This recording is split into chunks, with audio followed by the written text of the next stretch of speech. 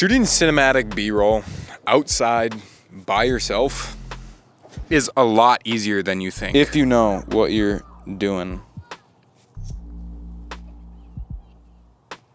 That's why by the end of this video, you're gonna learn exactly how to shoot cinematic B-roll just like this, all by yourself for your Instagram Reels. I'll teach you all my camera settings, all the way from my phone settings, how I shoot cinematic/filmic B-roll, all the way to my camera settings on how I get such a good, bloomy, dreamy look just like this in everyday situations. Then I'll teach you my simple 3-shot B-roll shot list I use each and every single day.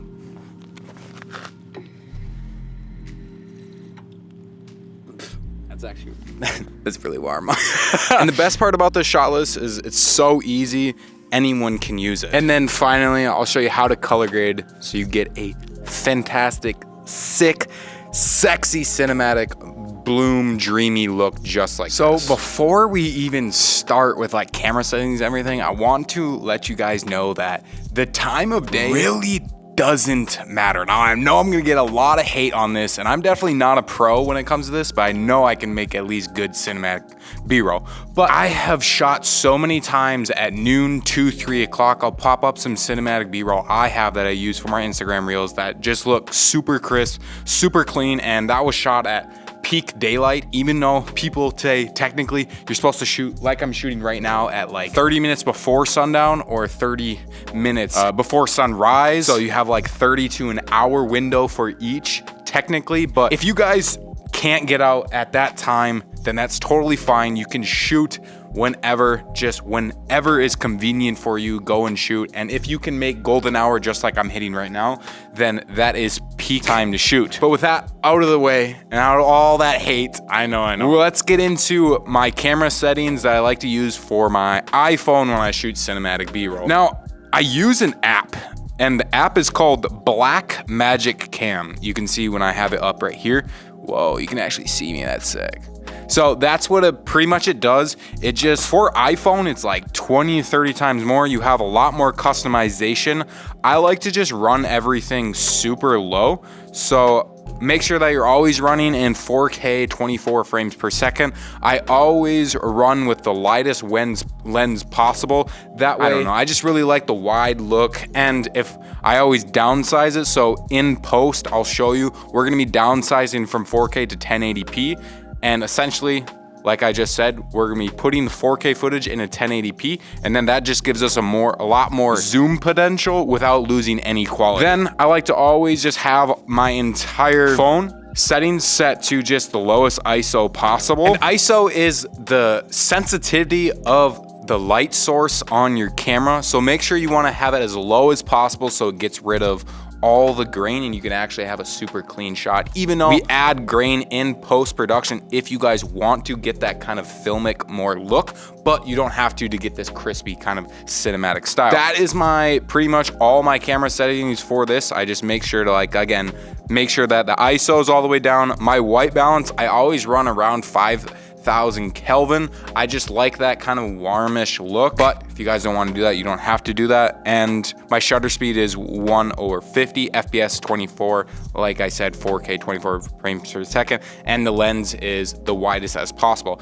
Now that is my phone settings. Now we can get into my main camera settings. Now I do, when I'm outside running an ND filter, I'll pop up this on the screen right now, what ND filter I love to use. Is a super clean, easy. Really recommend you guys grabbing this ND filter if you don't have one. It is a must, especially when you're shooting outside, because if you don't have an ND filter, then you have to crank your aperture, and then you can't get this kind of like the blurriness of my background and everything like that. So make sure you have an ND filter. And then my settings are super simple. I keep everything in 4K 24 frames per second. Same shutter speed, it's 1/50. My aperture, I always like to run around 2.8. I try to go as low as possible. That is my lens. I run I think it's like 16 through 25 G Master Sony lens. And I always run at the widest possible. So I'm always shooting in 16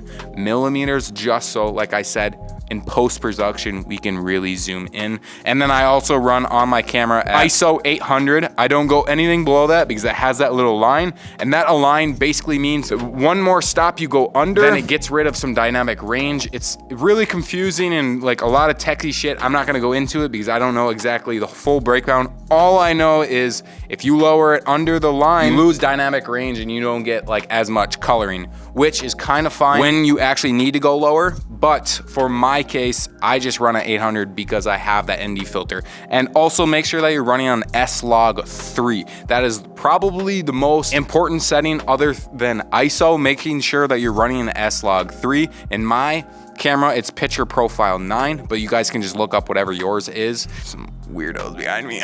Now that is all my camera settings that I like to do, just really straightforward and to the point. Now let me show you my 3 shots rule that I use each and every single time. So then you guys always constantly have ideas inside your head, and I'll actually link down below my shot list of all the shots I've taken, what my mindset is kind of going through, and just like a little cheat sheet for you guys, just so you get some more free value out of this video. But let's get straight into that now. I made this shot list super easy, not just so then it makes me spark creativity in this shot list and just shoot basically wherever I want, whenever I want, and actually have good shots, but so then anyone can follow this shot list. And it's called the 3-shot rule. That's what I have learned from just the internet, and this what just I like to call it because it's simple. It's just 3 shots. When you're shooting cinematic B-roll, all you have to do is do 3 single shots and it will be cinematic, or it'll just look better than majority of other people's B-rolls. And that is by first starting with a wide shot. Now these actually you don't have to go in order of them, but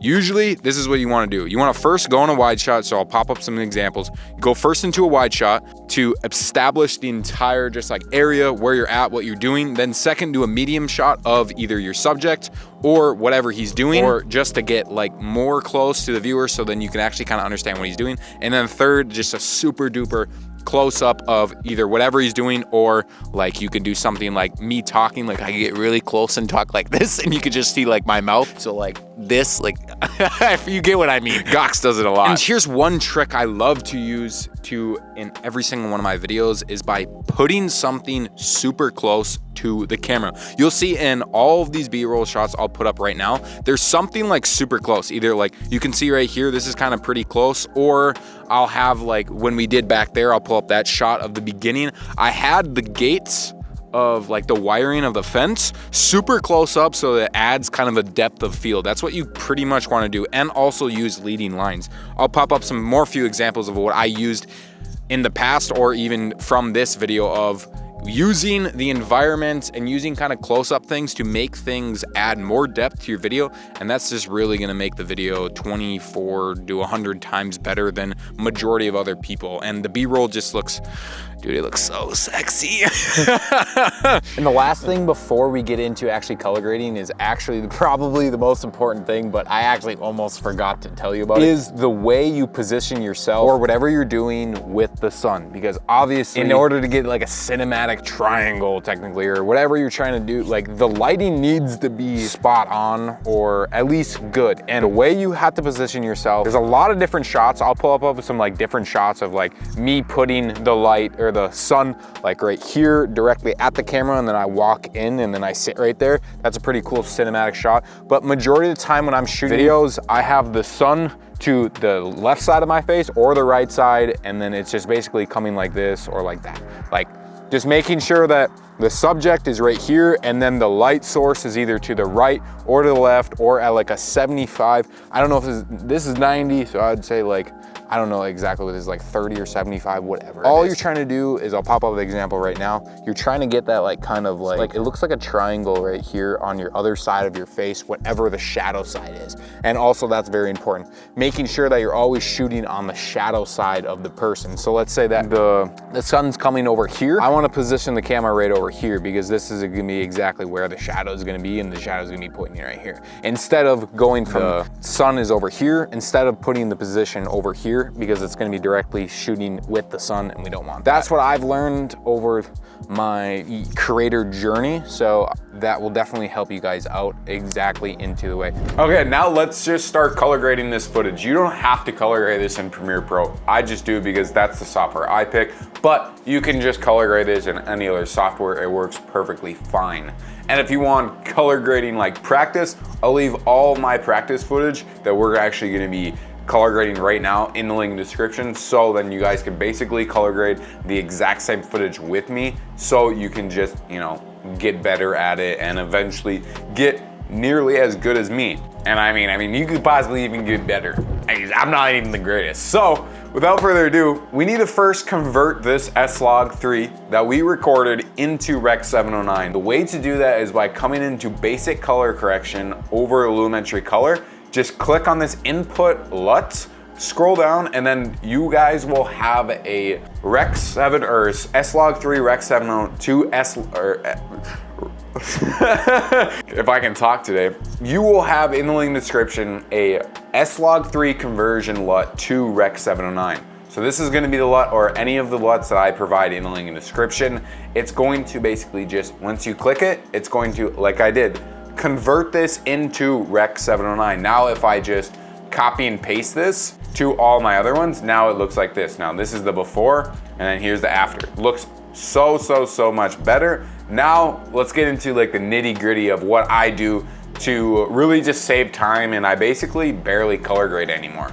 Now, the way I like to color grade each and every single time, because I don't like to waste time, I'm sure you guys don't either, I always just come into my creative in Lumetri Color, hit, okay, what is going on? Why can I not? Okay, I found a bug actually in Premiere Pro. So for me, for some reason right now, I usually would come into creative and then I would either click on one of these down here and then it would instantly pop it. But you can obviously see if I like click like my gym LUT right now, it's not working. And also when I come up here in the Lumetri Color and I hit browse, it doesn't work. So I actually found it's a little bug. I don't know why it does that, but if you guys actually go into your effects controls tab and then come into Lumetri Color under creative and then come up to here and hit browse, then it'll actually allow you to go and find your LUTs. Now, my LUTs will be in the link description. These are a must have, especially when you're getting this type of look. It's super duper easy to use.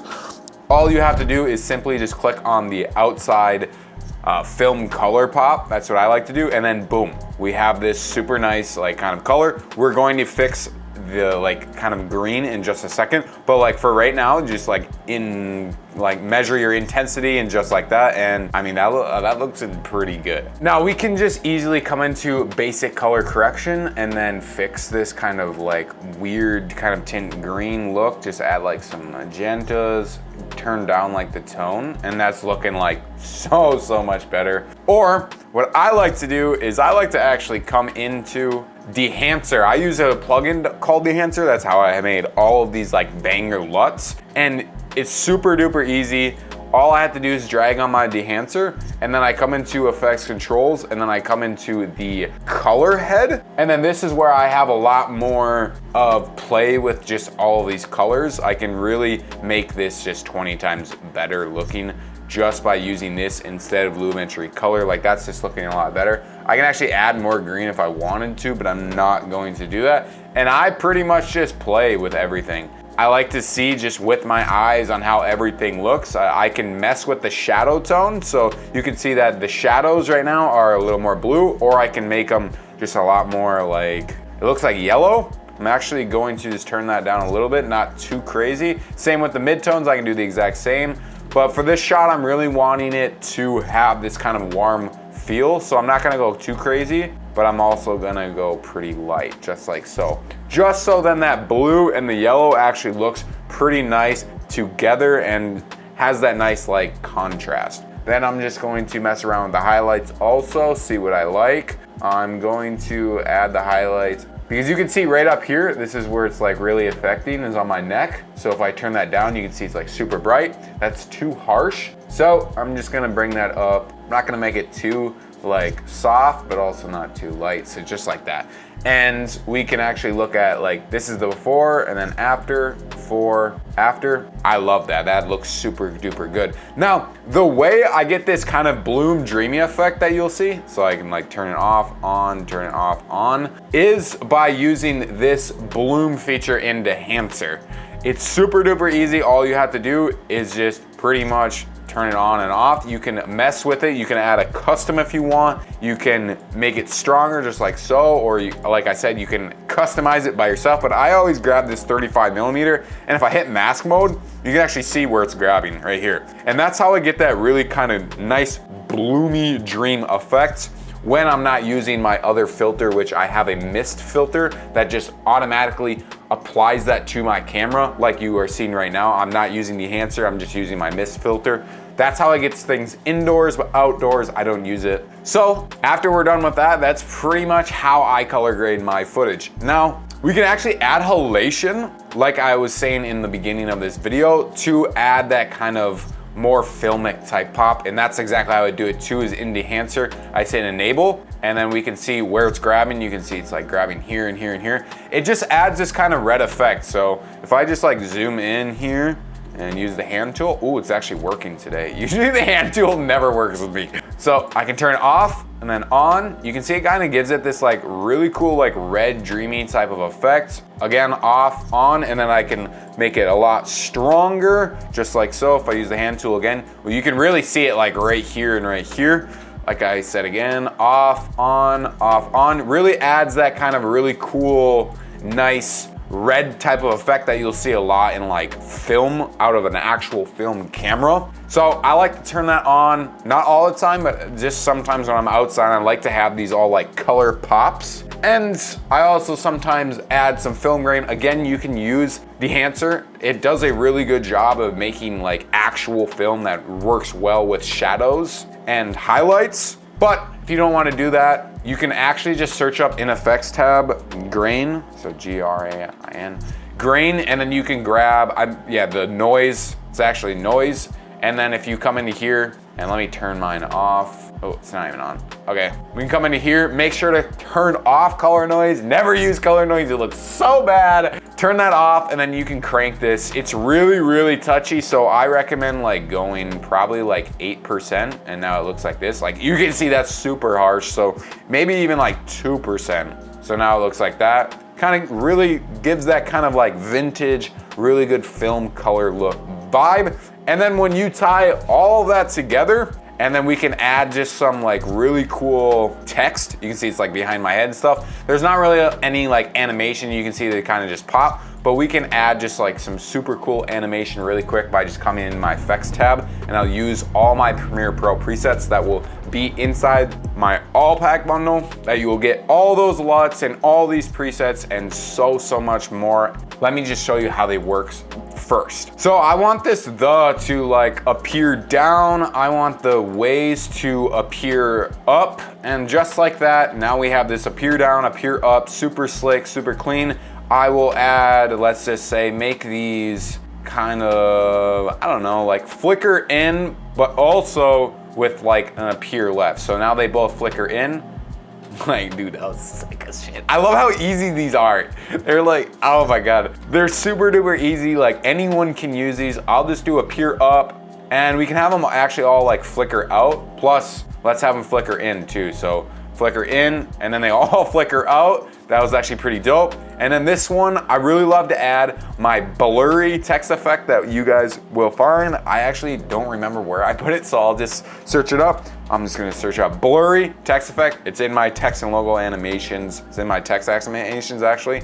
And I hit that, and now when we actually, ooh, wrong thing. When we add it to the text layer, you can kind of add this kind of like blurry effect. And I absolutely love this effect because it kind of adds this kind of really cool like depth of field type of feeling, and I use this in a lot of my videos. I'll actually pop up some real examples right now of how I actually use this in everyday scenarios. So this is actually the final result.